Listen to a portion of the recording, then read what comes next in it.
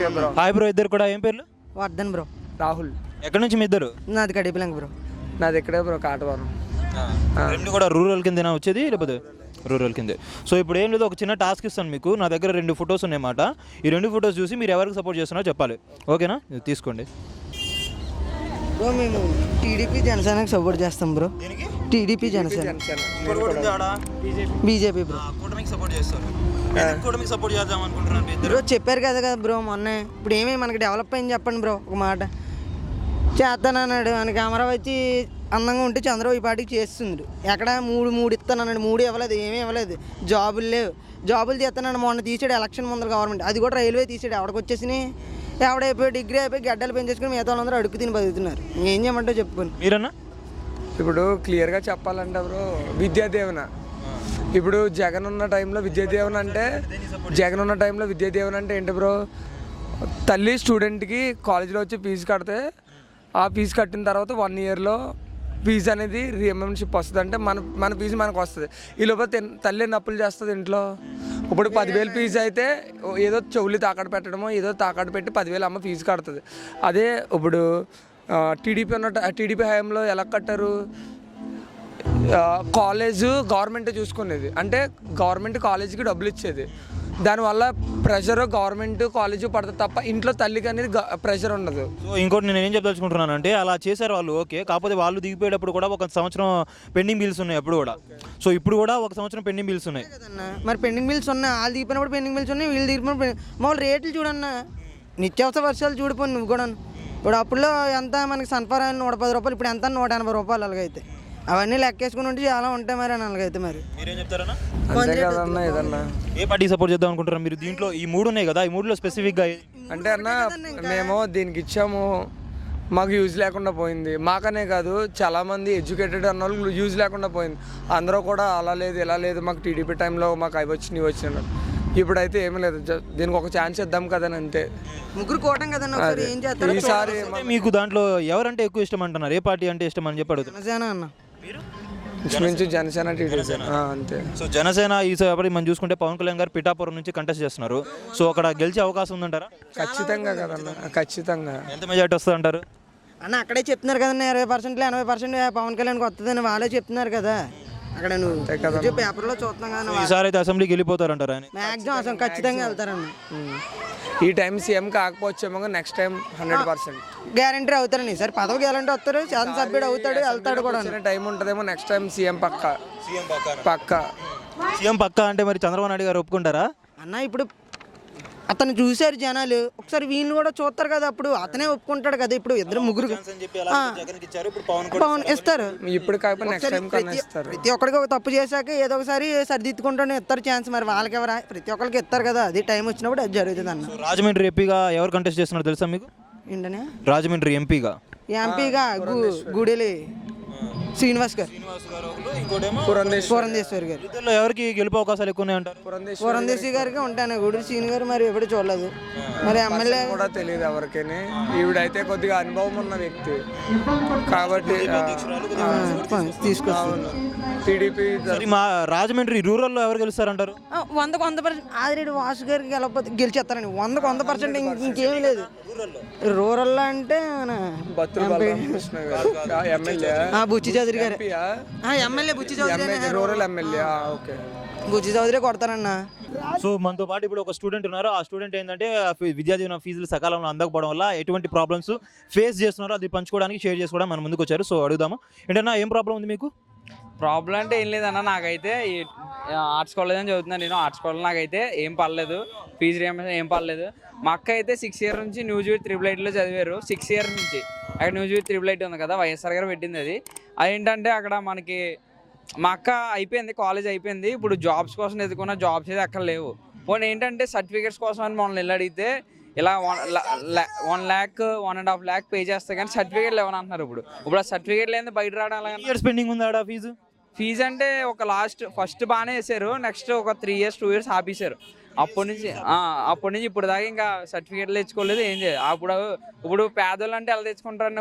ఇప్పుడు కొంచెం ఏదో మిడిల్ క్లాస్ వాళ్ళు అయితే ఏదో అప్పో చేసి తెచ్చుకుంటారు. ఇప్పుడు పేదోళ్ళు ఎక్కడి నుంచి తెచ్చుకుంటారన్న? మరి అది ఇప్పుడు ఒకసారి జగన్ దృష్టికి వెళ్ళిందంటే ఒకసారి ఆయన ఆలోచిస్తే బాగుంటుంది అన్నవారు. Thank you. అన్న ఏం పేరు?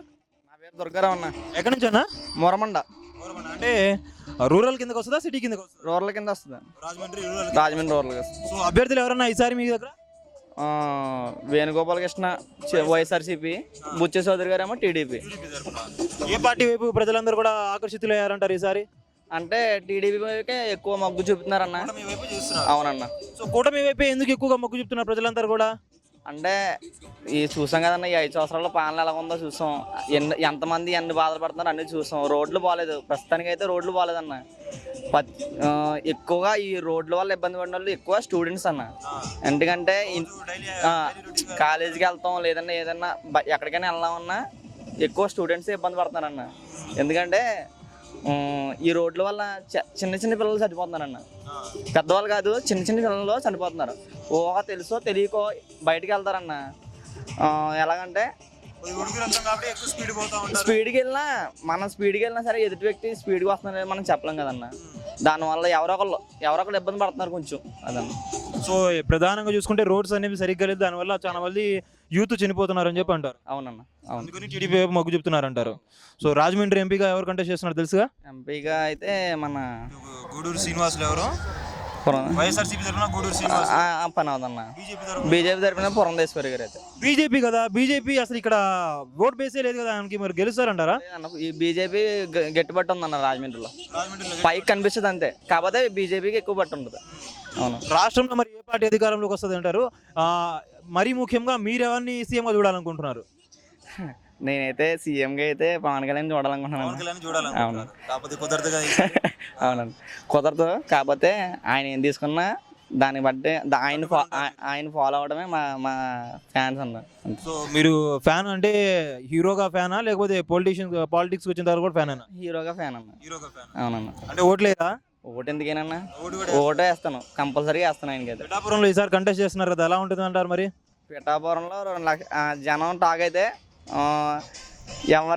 ఎవరికైనా సరే 10 లక్షలు ఇచ్చినా 1,00,000 ఇచ్చినా ఎవరిచ్చినా సరే ముందు ఓటు వేసేది పవన్ కళ్యాణ్ గారు చూస్తున్నారు. ఇప్పుడు ఏమో మాటలు అయితే చాలా చెప్తున్నారు, పోయినసారి కూడా అనుకున్నారు 2 చోట్ల గెలుస్తాం అనుకున్నారు. న్యూస్ చూస్తాం కానీ ఏది పని అవ్వదన్న. అన్ని పైకి సొలుగోర్లు అన్నీ.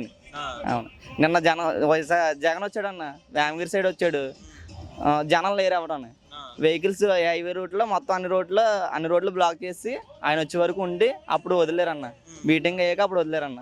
అప్పుడు దాకా జనం లేరు, అసలు జనం లేరు అసలు. కానీ ట్రాఫిక్లో నేను కూడా ఇబ్బంది పడ్డాను, 1 గంట 2 గంటలు ఇబ్బంది పడ్డాను నేను కూడా. అదన్న. అయితే ప్రజలందరూ కూడా విసిగెత్తిపోయారంటారు వైసీపీ ప్రభుత్వ పరిపాలనలో. చాలా ఇబ్బంది పడతానన్న. అయితే ఇంకా కూటమికి కంకణం కట్టుకున్నారా ఓట్లు వేద్దామని అందరూ కూడా? అవునన్న. ఎన్ని సీట్లు వస్తాయంటారు కూటమికి? ఎన్ని సీట్లు వచ్చినా సరే ఆయన ప్రభుత్వం అయితే రావాలనుకుంటున్నాం.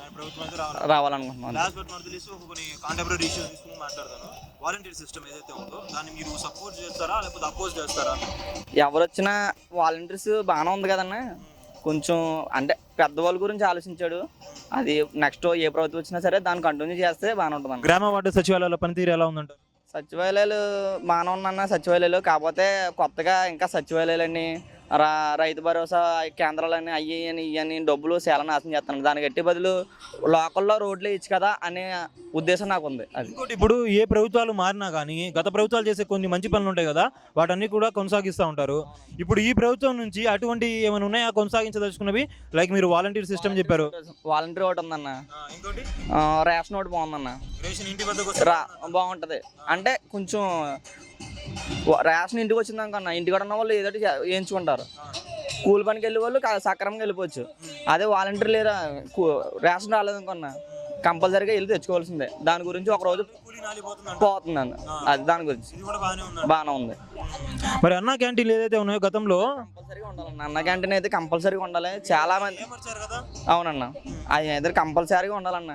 అది ఎందుకంటే నేనే ఉన్నానన్న, నాది మురమండ, నాకు రాజమండ్రి 30 కిలోమీటర్లు ఉంటుంది. బయటకు వచ్చానంటే భోజనం ఉండదన్న.